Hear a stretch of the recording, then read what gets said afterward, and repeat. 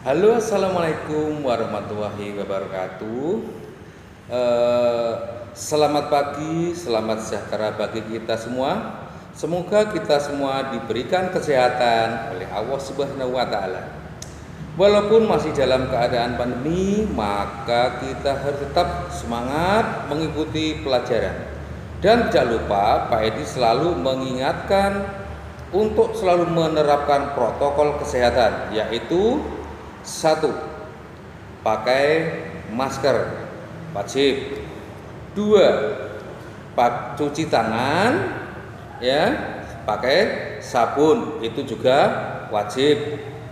Kemudian yang ketiga yaitu jaga jarak, jangan sampai terlalu dekat dengan orang-orang yang berkerumun atau orang-orang yang tidak kita kenal dengan jelas kesehatannya. Nah, untuk itu tolong perhatikan video di bawah ini.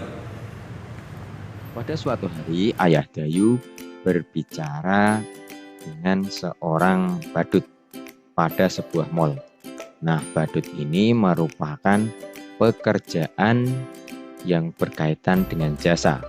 Ya, bisa kita ingat kembali bahwa pekerjaan itu ada yang menghasilkan barang dan ada yang menghasilkan jasa.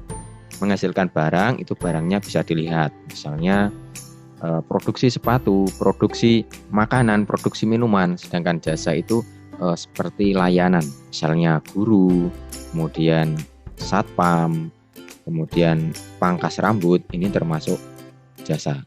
Nah, badut ini juga layanan jasa untuk menghibur, misalnya sahabat kelas 4 sedang ulang tahun atau mengadakan acara-acara yang melibatkan banyak orang sehingga memerlukan hiburan. Nah, ini bisa diundang untuk melakukan trik sulap ya. Nah, ini diskusi antara Dayu dan teman-temannya. Nah, Dayu mengungkapkan badut merupakan pekerjaan di bidang jasa ya. Apa contoh pekerjaan lain yang saling berkaitan dalam satu kegiatan ekonomi?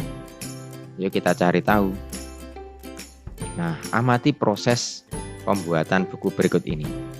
Ya, dimulai dari proses produksi. Kemudian ada distribusi, ada konsumsi.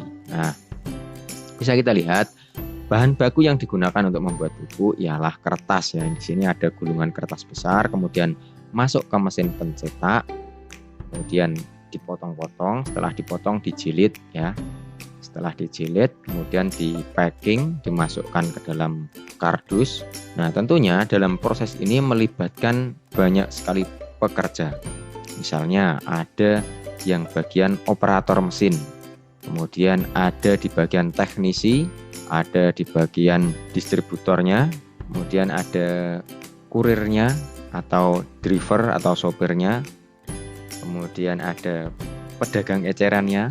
Nah, kemudian sampai pada konsumen, orang yang menggunakan buku atau memanfaatkan buku. Ini ada gambar anak kecil sedang membeli buku ya di sebuah bursa buku. Jadi dalam proses pembuatan buku ini melibatkan banyak sekali pekerja ya, mulai dari karyawan, kemudian ada operator mesin, ada driver, kemudian ada pengecer buku atau pedagang. Nah, semua aktivitas ini saling berkaitan.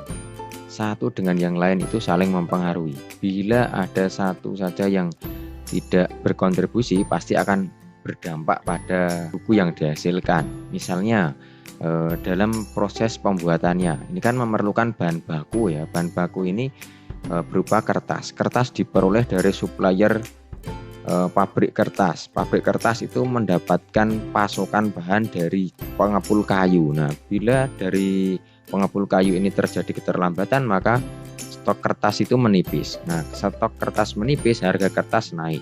Kalau harga kertas naik, otomatis buku yang dijual ini akan lebih mahal juga. Gimana sahabat kelas 4? Mudah bukan? Nah, selanjutnya kita identifikasi pertanyaan yang ada di buku siswa. Apa yang dimaksud dengan produksi dan produsen? Ya, produksi adalah proses menghasilkan barang atau jasa.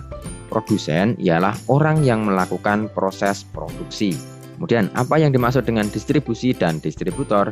Distribusi adalah proses menyalurkan barang atau jasa. Distributor ialah orang yang melakukan proses distribusi. Misalnya ini pedagang eceran ini juga termasuk distributor. Pertanyaan nomor 3, apakah yang dimaksud dengan konsumsi dan konsumen? Ya, konsumsi adalah kegiatan memanfaatkan barang atau jasa. Konsumen adalah orang yang melakukan konsumsi. Misalnya, sahabat kelas 4 membeli buku berarti sudah berperan sebagai konsumen.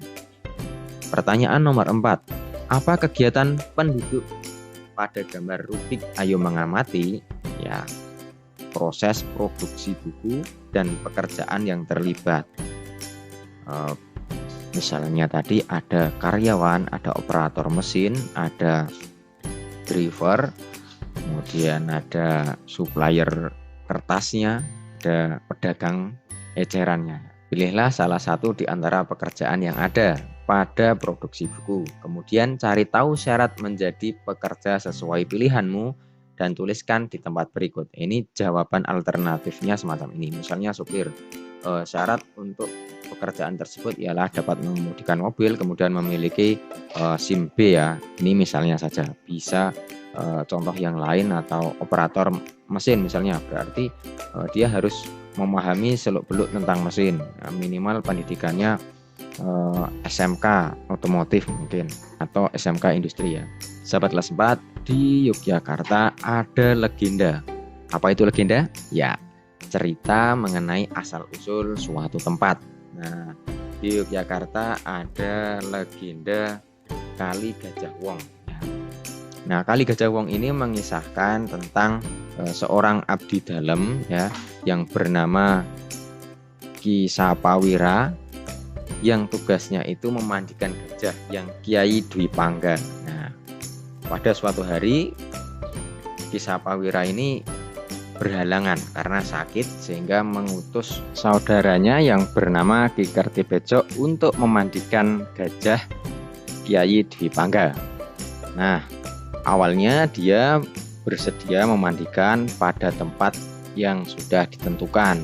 Namun suatu ketika karena air sungai dangkal, dia memilih mencari tempat yang lebih dalam, yakni di hilir sungai. Pada waktu itu terjadi banjir, sehingga Ki Kartipejok dan Kiai Dwi Pangga hanyut sampai ke Laut Selatan. Nah, untuk memperingati jasanya, Pak Sultan menamakan sungai tersebut dengan nama Kali Gajah Wong. Nah, bisa kita simpulkan dari cerita ini bahwa kita harus menaati perintah yang sudah diberikan kepada kita ya. Jangan membuat sebuah alternatif yang kita sendiri belum tahu apa dampaknya, seperti yang dilakukan oleh Ki Kartipejok. Demikian sahabat kelas 4 pembelajaran singkat pada hari ini, semoga bisa bermanfaat. Selanjutnya soal latihan bisa dikerjakan pada kolom deskripsi. Wassalamualaikum warahmatullahi wabarakatuh. Salam literasi.